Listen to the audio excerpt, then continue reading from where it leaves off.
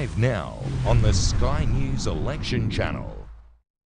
And dysfunction that would come with a Bill Shorten-led Labor Green Independent Alliance, which would deliver bigger deficits, higher taxes, weaker growth, fewer jobs and weaker borders. Yesterday, Labor released their costings and they confirmed that even after more than $100 billion in additional taxes which would hurt jobs and growth, Labor still would deliver a $16.5 billion increase in the size of the deficit over the next 4 years. Labor confirmed that they would deliver a worse budget bottom line in the first 7 out of 11 years. Indeed, that is after Labor increased taxes, and it is after Labor walked away from a series of other past promises that they've made after they decided to back in more of our past savings that so far had been unlegislated. Let me say it again. In this election, the choice is very clear. It is a choice between a stable Turnbull government delivering jobs and growth and the alternative, which would be the chaos and dysfunction that would come with a Labor Green Independent government delivering bigger deficits, higher taxes, weaker growth, fewer jobs and weaker borders. And of course, I vote for an independent candidate. I vote for any candidate other than a Liberal National Party candidate in the House of Representatives or in the Senate is a vote for chaos and dysfunction. Happy to take questions. Labor's accusing the government of a budget built on a house of cards. Are your figures dishonest? You are banking measures that look like they're not to get through. Well, Labor is completely wrong on this. Firstly, I mean, just during this campaign, on 3 occasions now, Labor has changed their mind in relation to our past savings. First, they walked away from their long-standing promise to restore the school kids bonus and from their long-standing promise to reverse changes that we had to make to pension asset test arrangements. Then they announced further changes where they decided to back in various savings that we've previously put forward that had so far been unlegislated. And yesterday in the fine print, if you look at the fine print, and the Treasurer and I will have some more to say about this later today, but Labor has decided to back in further savings measures that they had previously opposed in the Parliament. I mean, with Labor, you never know what their next position is going to be. You've got to remember, Bill Shorten initially violently opposed our temporary budget repair levy. Then he voted for it in the Parliament. Now he wants to make it permanent by increasing taxes, the personal income tax rate, on a permanent basis. So, you know, Labor, when they make these inaccurate assertions, are quite arrogantly assuming what the result at this election is going to be. The coalition, very openly and transparently, is seeking a mandate for our plan which is reflected in our budget. And if we are successful on the 2nd of July, we will seek to legislate that mandate on the other side of the election. And based on Labor's past track record, who knows what their position would be on the other side of the election. Minister, you said this morning that you wouldn't push out the deficit to deal with Brexit or other global economic factors. Are you really saying that no matter what happens, you're going to stick to this budget that you've already put down? Well, you know, what we've done and what I pointed out this morning is that the policy decisions that we've made, that is the things that we control, despite all of the global economic headwinds that we faced in the last 3 years, the policy decisions that we've made over the last 3 years have improved the budget bottom line. And the discipline that we've imposed on ourselves is that wherever we make a decision to increase spending on a higher priority area, we more than pay for that with spending reductions in other parts of the budget. At any one point in time, there are things happening around the world that are beyond our control.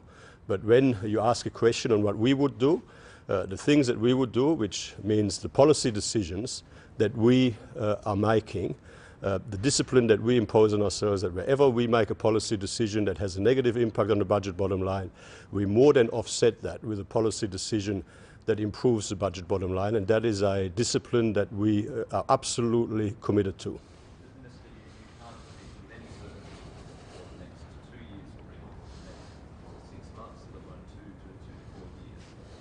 box yourself into this? Well, look at our past track record. So we've had to deal with lower global economic growth over the past 3 years. We've had to deal with significant falls in global prices for our key commodity exports.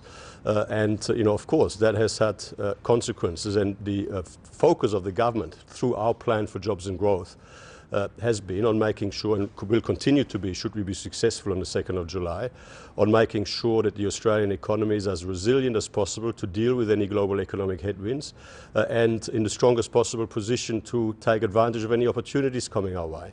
But we only control what we control. We control the policy decisions we make. We control the decisions that we make on the spending side of the budget and on the revenue side of the budget. And if you look at our track record over the last 3 years or so, wherever we've made decisions that increase expenditure, we've more than paid for that with decisions that improve the budget bottom line. So all of our policy decisions with a negative impact on the budget bottom line have been more than offset with policy decisions that improve the budget bottom line. And that is absolutely the commitment that we have moving forward. Minister, when will you see the coalition's costings? Murmurs it might be tomorrow. Will it be tomorrow? Well, firstly, you have, of course, seen our plan for jobs and growth and our costings in the budget on the 3rd of May, which was given the tick of approval independently by the Secretaries of Treasury and Finance, to the extent that we've made some additional, very modest commitments in this campaign compared to the Labor Party.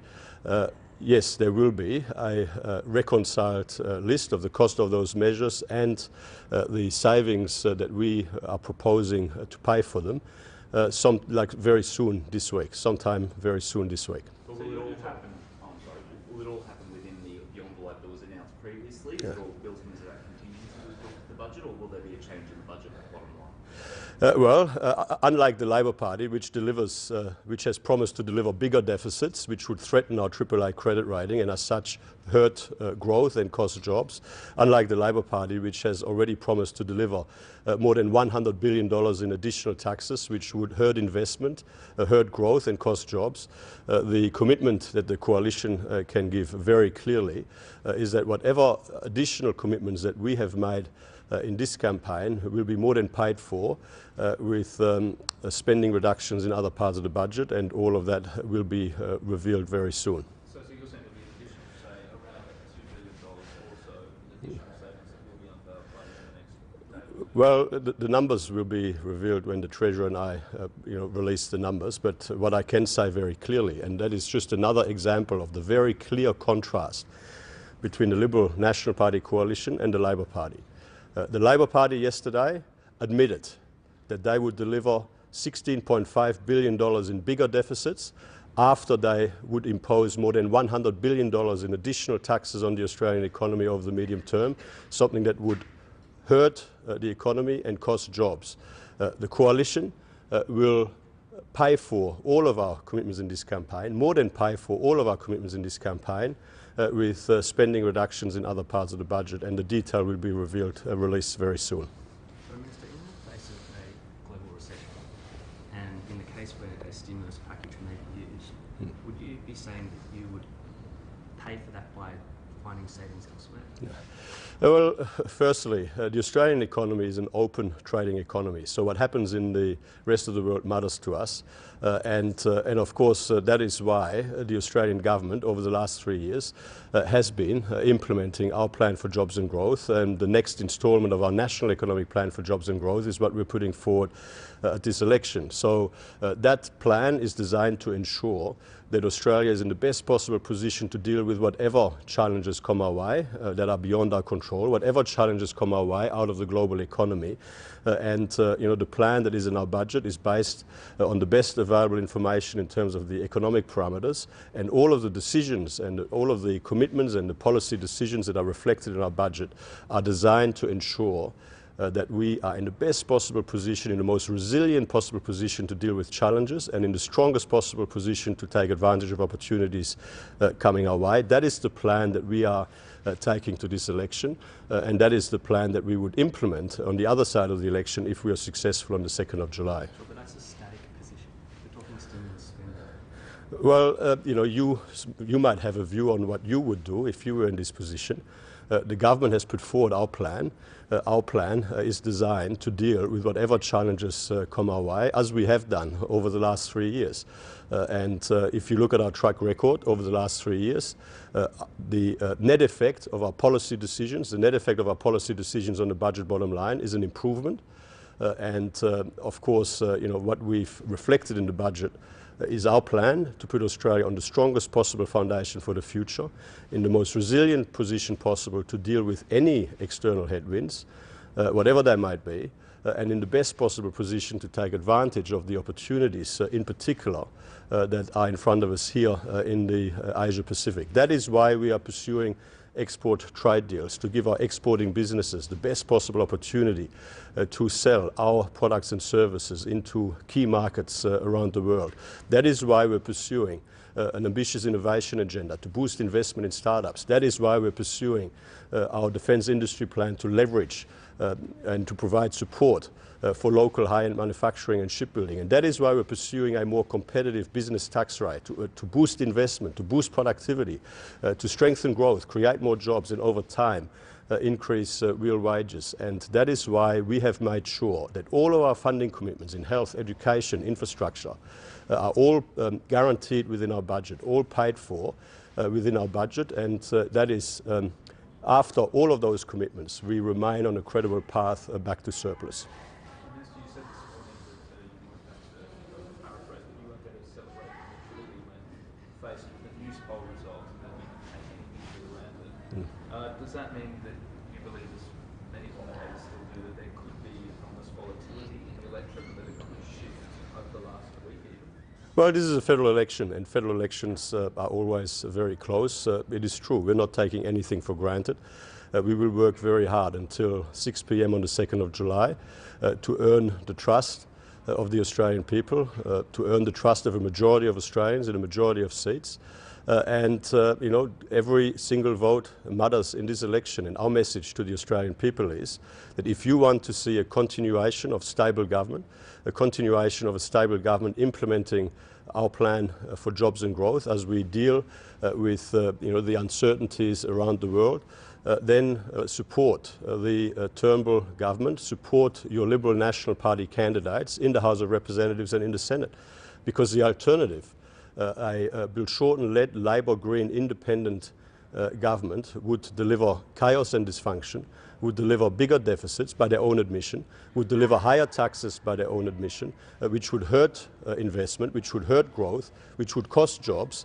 And of course we know that they would deliver weaker borders, because more than 50 of Labor's members and candidates in this election are in open defiance against our strong border protection policies. So we are not taking anything for granted. We will do everything we can between now and 6 p.m. on the 2nd of July to earn the trust of as many Australians as possible in this campaign. Thank you.